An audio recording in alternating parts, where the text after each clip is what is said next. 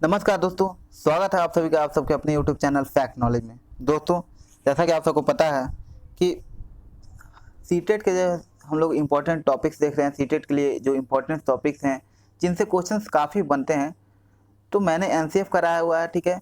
और मैं इसके अलावा मैप बेस्ड क्वेश्चन जो होते हैं, जो एग्जाम में सीटेट में ईवीएस का क्वेश्चन सेक्शन होता है, उसमें एक मैप या दो मैप का क्वेश्चन जरूर बनता है आपको।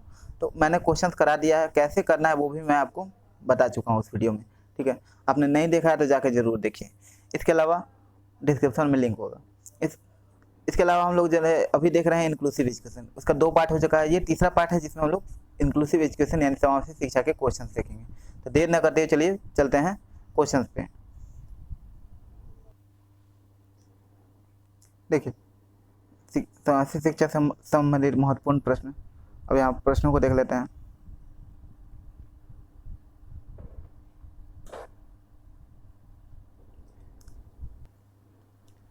पहला प्रश्न है हमारा, निम्न में से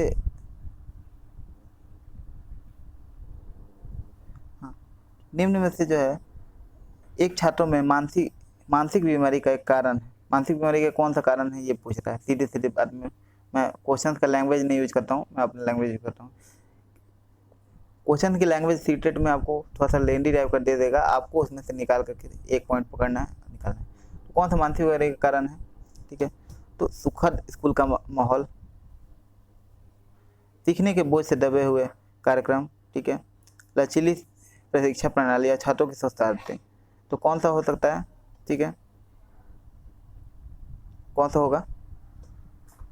तो इसका आंसर हो जाएगा ऑप्शन नंबर बी, यानी कि सीखने के बोझ से दबे हुए कार्यक्रम जो हैं वो जो है मानसिक बीमारी का एक कारण होता है। बाकी सारी चीज़ें पॉजिटिव हैं। सुखद स्कूल का माहौल, तो सुखद स्कूल का माहौल से भला मानसिक बीमारी हुई क्या, अच्छी बात है ये तो।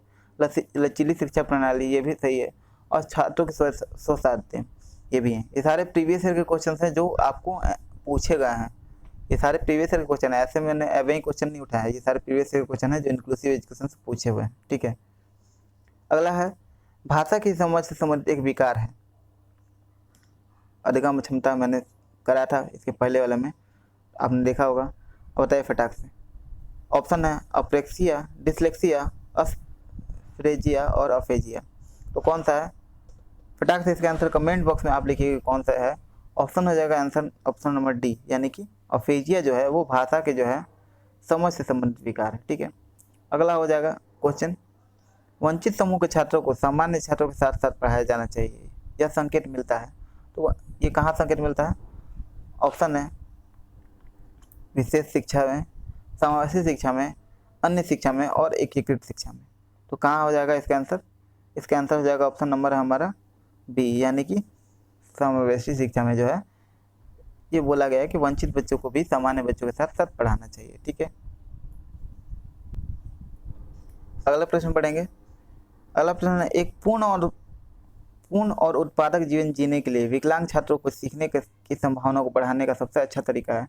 यानी कि एक उत्पादक और एक पूर्ण जीवन, प्रोड्यूसर जीवन और एक पूर्ण और उत्पादक जीवन जीने के लिए विकलांग छात्रों को जो है इनकी संभावना को बढ़ाने के लिए विकलांग छात्रों को सबसे अच्छा तरीका सिखाने का तरीका क्या है।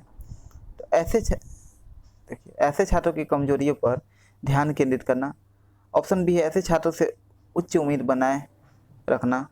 ऑप्शन नंबर थर्ड है विभिन्न प्रकार के कौशल रणनीतियाँ सिखाना, उन्हें संदर्भों की श्रेणी में लागू किया जा सकता है।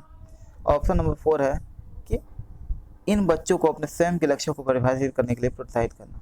इसका आंसर क्या हो जाएगा, फटाक से आप कमेंट बॉक्स में लिखेंगे, क्योंकि अगर आप लोग लिखते हैं, ठीक है, तो आपकी भी प्रैक्टिस होती जाएगी, आपको पता चलेगा कि कितनी आपकी तैयारी हुई है। और आपको मान लीजिए आपका आंसर गलत होता है तो मैं समझाता हूँ, उसको समझिए, और उसके बाद से हो सके तो एक बार और वीडियो भले ही फास्ट करके देखिए लेकिन देख लीजिए एक बार और, ठीक है। इसका आंसर हो जाएगा ऑप्शन नंबर सी, यानी कि जो है विभिन्न प्रकार के जो है कौशल और रणनीतियाँ सिखाना, जिन्हें संदर्भों की श्रेणी में लागू किया जा सकता है, ठीक है। अगला प्रश्न है, लिखने की क्षमता में कभी बिगड़ा हस्तलेख के साथ जुड़ा हुआ जो है इसका एक लक्षण है, किसके साथ, किसका लक्षण है। लिखने की क्षमता में कमी है जो बिगड़ा हस्तलेख के साथ जुड़ा हुआ है, इसका एक लक्षण जो है कौन सी बीमारी का लक्षण है, ये कौन सा अधिगम क्षमता का है। तो ऑप्शन है डिस्ग्राफिया, डिस्ग्राफिया, डिस्ग्राफिया लिखा हुआ है, मिसप्रिंट हो गया, ठीक है। डिसलेक्सिया है, डिस्कैल्कुलिया, डिसलेक्सिया और डिस्फ्रेजिया, ठीक है। तो इसका आंसर क्या हो जाएगा? ऑप्शन नंबर ए यानी डिस्ग्राफिया। आपको जैसे मैंने बताया था कि लिखने में सिर्फ परेशानी हो तो डिस्ग्राफिया, लेकिन अगर मोटर कोऑर्डिनेशन में हो तो अफेजिया होगा, ठीक है। अगला प्रश्न है, निम्न में से कौन सा बुद्धिमान बच्चे का लक्षण नहीं है? ऑप्शन, वो अमूर्त रूप से सोचता रहता है। नहीं वाले प्रश्नों को आपको ध्यान रखना है, ठीक है। वह जो नए परिवेश में स्वयं को समायोजित कर लेता है, ठीक है, कर सकता है। ऑप्शन नंबर थर्ड, वह जो लंबे निबंधों को बहुत जल्दी रटने की क्षमता रखता है। ऑप्शन नंबर फोर जो है, वह जो प्रवाहपूर्ण एवं उचित तरीके से संप्रेषण करने की क्षमता रखता है। तो इसका आंसर क्या हो जाएगा? देखिए, सबसे पहले चीज आपको छांटनी है, वो जो रटने वाला जो भी चीज होगा उसको आपको रटना, याद करना, सिलेबस कराना, ठीक है, ये सारी चीज आपको सीधी छाट देनी है अगर नहीं वाले बोलता है तो, ठीक है। तो इसका आंसर क्या हो जाएगा? इसका आंसर हो जाएगा ऑप्शन नंबर सी, यानी कि जो है वह जो लंबे निबंधों को जल्दी रटने की क्षमता रखता है, ठीक है। अगला प्रश्न है, निम्न में से कौन सा शिक्षार्थियों में सृजनात्मकता को पोषण करता है? ठीक है, यानी क्रिएटिविटी को कौन जो है बढ़ाता है? ऑप्शन दिया है, विद्यालय जीवन के प्रारंभ से उपलब्धि के लक्ष्यों पर बल देना, ठीक है। ऑप्शन नंबर सेकंड है, परीक्षा में अच्छे अंकों के लिए विद्यार्थियों की कोचिंग करना। ऑप्शन नंबर थर्ड है, अच्छी शिक्षा के व्यवहारिक मूल्यों के लिए विद्यार्थियों का शिक्षण। ऑप्शन नंबर डी यानी 4 नंबर ऑप्शन है, प्रत्येक शिक्षार्थी की अंतर्जात प्रतिभाओं का पोषण करने एवं प्रश्न करने के अवसर उपलब्ध कराना। तो इसका आंसर हो जाएगा ऑप्शन नंबर हमारा डी, यानी प्रत्येक शिक्षार्थी की जो अंतर्जात प्रतिभाओं का पोषण करने एवं प्रश्न करने के अवसर देना, यानी कि उसकी जो इंटरनल जो है क्षमता है, ठीक है, उसका इंटरनल जो भी क्षमता है का जेनेटिक गुण कहा जाता है, उसको जो है उसको प्रतिभा को अवसर दीजिए, ठीक है, और प्रश्न पूछने के जो है अवसर दीजिए, जिससे वो प्रश्न पर पूछ करके अपना जो अधिगम कर सके, वो उसको अपना माइंड जो है पूरा खुलने का अवसर दीजिए, तभी तो उसके अंदर क्रिएटिविटी जो है पनपेगी, वो क्रिएटिव हो पाएगा। उसको एकदम बंद करके रखिएगा तो ऐसा नहीं होगा, क्रिएटिविटी नहीं होगी। अगला प्रश्न है, विशेष रूप से प्राथमिक स्तर पर विद्यार्थियों के सीखने संबंधी समस्या को संबोधित करने का सबसे बेहतर तरीका है। तो विशेष रूप से जो प्राथमिक स्तर पे विद्यार्थी को सीखने संबंधित समस्या को संबोधित करना सबसे बेहतर तरीका क्या हो सकता है? ऑप्शन देख लेते हैं। ऑप्शन है हमारा, सरल और रोचक पाठ्य पुस्तकों का प्रयोग करना, ठीक है। ऑप्शन बी है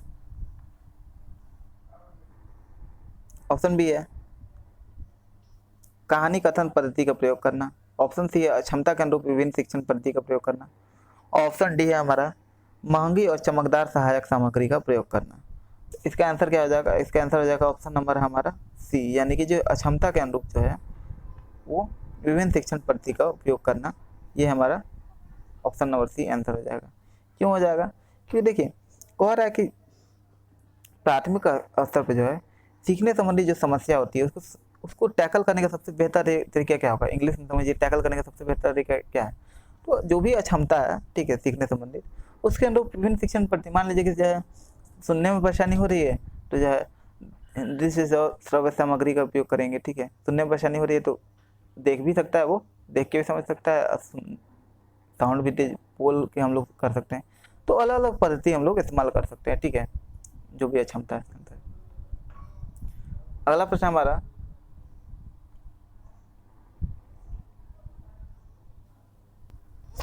अगला प्रश्न है, विशेष आवश्यकता वाले बच्चों को शिक्षा उपलब्ध कराई जानी चाहिए। ऑप्शन है विशेष विद्यालय में। ऑप्शन बी है विशेष विद्यालय में विशेष शिक्षक द्वारा। ऑप्शन सी है अन्य समान बच्चों के साथ। और ऑप्शन डी है विशेष विद्यालय में विशेष बच्चों के लिए विकसित पद्धतियों द्वारा। इसका आंसर क्या हो जाएगा? फटाक से आप अपना आंसर कमेंट बॉक्स में बताइए, ठीक है। इसका आंसर हो जाएगा ऑप्शन नंबर सी, यानी अन्य समान बच्चों के द्वारा। क्योंकि देखिए, इंक्लूसिव एजुकेशन यानी समावेशी शिक्षा क्या कहता है कि सभी बच्चों को समान रूप से ट्रीट करना है, ठीक है। विशेष बच्चे को भी सामान्य बच्चों के साथ ही पढ़ाना है, ठीक है। अगला प्रश्न है, डिसलेक्सिया किससे संबंधित है? तो डिसलेक्सिया जो है, ऑप्शन है पठन विकार, व्यवहार संबंधी विकार, मानसिक विकार और ऑप्शन डी गणितीय विकार। तो डिसलेक्सिया जो है ऑप्शन नंबर क्या सही हो जाएगा? ऑप्शन ए यानी पठन संबंधी विकार है। ठीक है, उत्तर ए हो जाएगा। ठीक है, अगला प्रश्न है प्रतिभाशाली होने का संकेत नहीं है। ऑप्शन अभिव्यक्ति में नवीनता, जिज्ञासा, सृजनात्मकता, विचार और दूसरों के साथ झगड़ना। तो इसका आंसर हो जाएगा ऑप्शन नंबर डी, यानी कि दूसरों के साथ झगड़ना जो है वो सृजनात्मक होने का जो है, क्रिएटिव होने का और प्रतिभाशाली होने का लक्षण नहीं, संकेत नहीं है। ठीक है, यानी कि बाकी सारे जिज्ञासा वगैरह तो ठीक है, लेकिन झगड़ना कोई प्रतिभाशाली होने का लक्षण थोड़ा ना है। अगला प्रश्न है हमारा 5वीं कक्षा के दृष्टिबाधित विद्यार्थी जो है, दृष्टिबाधित विद्यार्थी के साथ कक्षा में सामान्य रूप से व्यवहार किया जाना चाहिए, श्रवण 3D के माध्यम से सहायता उपलब्ध कराई जानी चाहिए। ऑप्शन बी है उसके साथ कक्षा में विशेष व्यवहार किया जाना चाहिए। ऑप्शन नंबर 3 निचले स्तर के कार्य करने की छूट मिलना चाहिए। ऑप्शन डी है माता पिता और मित्रों द्वारा उसे दैनिक कार्यों में सहायता की जानी चाहिए। तो 5वीं कक्षा का जो दृष्टिबाधित छात्र है उसके साथ कैसा व्यवहार करना चाहिए? तो इसका आंसर जल्दी से कमेंट बॉक्स में बताइएगा, आपको मैंने कराया हुआ है इंक्लूसिव एजुकेशन। ऑप्शन ए हो जाएगा इसका आंसर। इसका आंसर हो जाएगा ऑप्शन ए, यानी कि उसके साथ कक्षा में सामान्य व्यवहार किया जाना चाहिए और श्रव्य 3D के माध्यम से जो है उसको शिक्षा देनी चाहिए। बिल्कुल, कि वो दृष्टिबाधित है लेकिन सुन तो सकता है ना। ठीक है,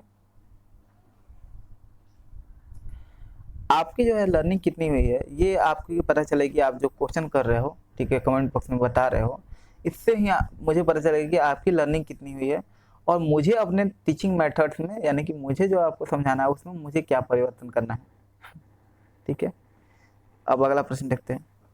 एक शिक्षक जो है अपने लोकतांत्रिक स्वभाव के कारण विद्यार्थियों को पूरा कक्षा में कहीं भी बैठने की अनुमति दे देता है। शिक्षार्थी एक साथ बैठते हैं और चर्चा करते हैं या सामूहिक पठन करते हैं, कुछ चुपचाप बैठकर अपने अपने आप पढ़ते हैं। एक अभिभावक को यह पसंद नहीं आता। मान लीजिए कोई आप ही जैसे कोई स्कूल में शिक्षक जो आप दे दिए परमिशन कि कहीं भी बैठो, आराम से बैठ करके पढ़ो, तो आप कोई बच्चा रीडिंग लगा रहा है, कोई बात कर रहा है, कोई पढ़ रहा है, ठीक है, बात कर रहा है या चर्चा कर रहा है, तो कोई मान लीजिए पेरेंट्स आया, वो देखेगा कि बच्चे बात कर रहे हैं तो उसको अच्छा नहीं लगेगा, अच्छा नहीं लग रहा है। तो इस स्थिति से निपटने के लिए कौन सा तरीका सबसे बेहतर हो सकता है, तो आपको बताना है। ऑप्शन देख लेते हैं। ऑप्शन है अभिभावक को शिक्षक पर विश्वास व्यक्त करना चाहिए और शिक्षक के साथ समस्या पर चर्चा करनी चाहिए। मैं फिर से बता दूं, ये सारे क्वेश्चन प्रीवियस ईयर में आए हुए हैं, मैं अपने मन से नहीं करा रहा हूँ। इंक्लूसिव एजुकेशन टॉपिक से प्रीवियस ईयर में जितने क्वेश्चन आए हैं वो मैं करा रहा हूँ। ठीक है, अगला ऑप्शन है अभिभावक को उस विद्यालय से अपने बच्चे को निकाल लेना चाहिए, या फिर अभिभावक को प्रधानाचार्य शिक्षक की शिकायत करनी चाहिए। ऑप्शन डी है कि अभिभावकों को प्रधानाचार्य से अनुरोध करना चाहिए कि उनके बच्चे का अनुभाग बदल दें। तो इसका आंसर क्या हो जाएगा?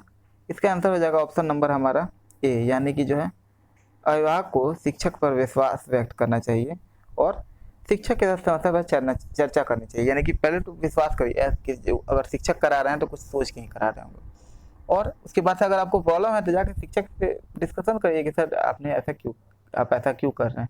शिक्षक आपको एक्सप्लेनेशन देंगे, एक्सप्लेन करेंगे, लेकिन जाकर सीधे प्रिंसिपल से शिकायत कर दिए या बच्चे को निकाल दिए, ये सॉल्यूशन नहीं है। ठीक है, अगला प्रश्न है कीर्तिका अक्सर घर में ज्यादा बात नहीं करती लेकिन विद्यालय में वह काफी बात करती है, यह दर्शाता है कि। ऑप्शन है कृतिका को अपना घर बिल्कुल पसंद नहीं, उसके विचारों को विद्यालय में मान्यता मिलती है।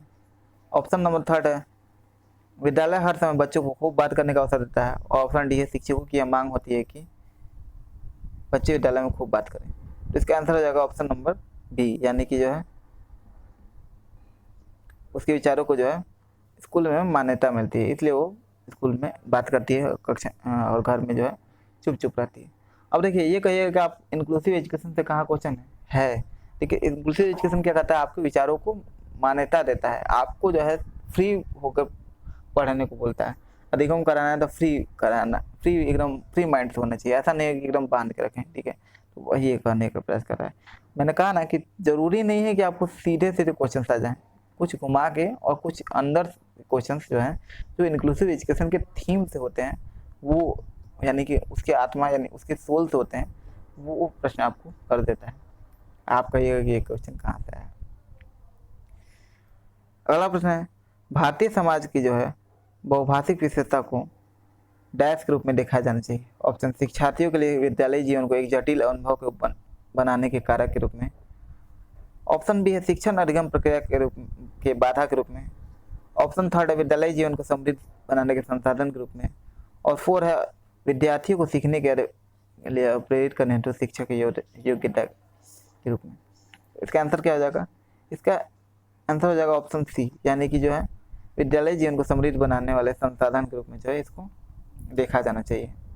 बहुभाषिता क्या है? बहुभाषिता एक क्वेश्चन भी मैंने कराया हुआ था सर पहले का कि बहुभाषिता क्या है। तो बहुभाषिता जो है एक संसाधन है, ठीक है, शिक्षक के लिए एक संसाधन है, शिक्षक को संसाधन समझना चाहिए। अगला प्रश्न है निःशक्त बच्चों के लिए समेकित शिक्षा की केंद्रीय प्रायोजित योजना का उद्देश्य है डैश में निःशक्त बच्चों की शैक्षिक अवसर उपलब्ध कराना। तो इसका ऑप्शन हो जाएगा ब्लाइंड रिलीफ एसोसिएशन विद्यालयों में, नियमित विद्यालय में, विशेष विद्यालय में और मुक्त विद्यालय में। तो इसका आंसर हो जाएगा ऑप्शन नंबर बी, यानी नियमित विद्यालय में जो है निःशक्त बच्चों के लिए समेकित शिक्षा और शैक्षिक अवसर उपलब्ध करना जो है नियमित विद्यालय में। अगला प्रश्न हो जाएगा कि क्रिएटिव स्टूडेंट कौन है, यानी सृजनात्मक विद्यार्थी वह है जो पार्श्व यानी लेटरल चिंतन और समस्या समाधान में अच्छा है। मैंने बताया लेटरल चिंतन क्या, लेटरल थिंकिंग यानी पार्श्व चिंतन क्या है मैंने बताया है। आपने अगर वीडियो नहीं देखा है इसका पिछला पार्ट तो आप प्लीज़ जाकर के देखिए, ठीक है। अगला है ड्राइंग और पेंटिंग में बहुत विलक्षण है, ठीक है। इसकी PDF आपको हमारे वेबसाइट पे और टेलीग्राम में मिल जाएगी, दोनों के लिंक डिस्क्रिप्शन में है। सी नंबर हो जाएगा ऑप्शन कि वह बहुत बुद्धिमान है। ऑप्शन डी है परीक्षा में हर बार अच्छे अंक प्राप्त करने की योग्य है। तो सृजनात्मक विद्यार्थी कौन सा है? आप जल्दी से अपना आंसर कमेंट बॉक्स में लिखिए। इसका आंसर हो जाएगा ऑप्शन नंबर हमारा ए, यानी कि पार्श्व और लेटरल चिंतन जो है समस्या समाधान में अच्छा है बच्चा। ऑब्वियस है कि अलग अलग मल्टी डायमेंशनल सोचता है और तभी तो वो क्रिएटिव होगा। मैंने बताया बेटा क्रिएटिविटी का एक लक्षण है, ठीक है, और समस्या समाधान करने में वो अच्छा है, तो यानी कि बच्चा जो है क्रिएटिव है। अगला प्रश्न है इरफान खिलौनों को तोड़ता है और उसके पुर्जों को देखने के लिए उन्हें अलग अलग कर देता है, आप क्या करेंगे? अब आप ऐसा नहीं कि आप थप्पड़ लगा दोगे खिलौना के तोड़ा, आप एक शिक्षक बनकर सोचो कि आप क्या करोगे, ठीक है। ऑब्वियस है कि आप तो घर पे तो ऐसा करते नहीं होगे, उसको तोड़ देता होगा तो टॉफी तो देते नहीं होगे, या तो डांटते होगे या फिर ज़्यादा गुस्सा आ जाएगा तो थप्पड़ भी लगा देते होगे, ठीक है। लेकिन यहाँ आपको वो अपना दिमाग नहीं लगाना है, यहाँ वही करना है जो ये चाहता है, ठीक है, मुझे मालूम है। तो ऑप्शन उसे समझाएंगे कि खिलौनों को तोड़ना नहीं चाहिए, ठीक है। ऑप्शन बी है इरफान को खिलौनों से कभी नहीं खेलने देंगे, ठीक है। ऑप्शन सी उस पर हमेशा नज़र रखेंगे।